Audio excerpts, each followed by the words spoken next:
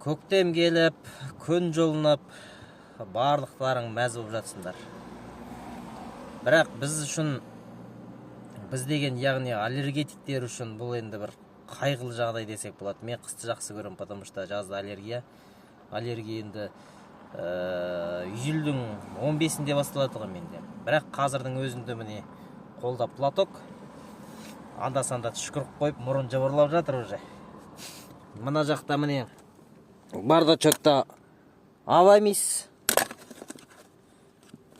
цитрин, как всегда, как обычно. Енді мен мынау сіздерге бір мощный, бір күшті мотивация дейін ба, или бір, в общем, кім аллергияның полностью емін тауып береді, соған 1 миллион берем. Конкретно еркекше 1 миллион берем. Бірақ аллергияның емі жоқ.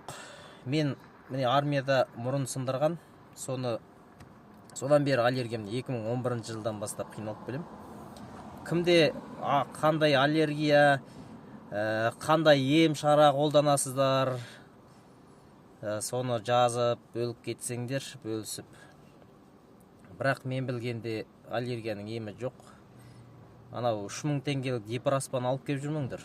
Дипроспанды осы уақытқа дейін алмай келе жатырмын, потому что туған апайым аптекада істейді, ол гормональный препараттар, в общем, нежелательно деп осы уақытқа дейін алдырмай келе жатыр. Соны жаздай түшкіріп, пысқарып, әйтмейтіп, қарға оғанға дейін жүреміз. Бұл енді бір жауыңа тілемейтін аурудың бірі. Соны білмеймін, неғып Құдай бізге беріп қойған екен.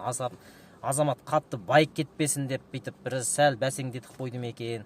Жаздың күні бір қопарып, бір объем жұмыстарды алып, бір үлкен пайда тауып жұмыс істейін десең жоқ. Таблетке ішіп аласында зомби болып қаласың ғой дейді. Бұрынғы таблеткалар қайта, қазіргі таблеткалар кеттей нормальный, димедрол не содержащий. Бұрынғы таблеткалардан вообще мәңгірі зомби болып қалады ғой. Қазір кеттей более-менее. Соның өзінде енді таблетка ішіп жүреміз, авамис себеміз, алакөл, баратын жеріне бәріне бардық. Енді сол сіздерден өтінерім, аллергияның емі қайда бар, черный магия, белый магия, колдовать, любой нәрсеге көнім. Только аллергия кетсе болды. Сол, кім аллергияның емін тауып береді, 1 миллион берем. Оны тек бермейін, бірінші Қатонқарағайға барамыз. Аршат ауылында Қарашағыл деген жер бар.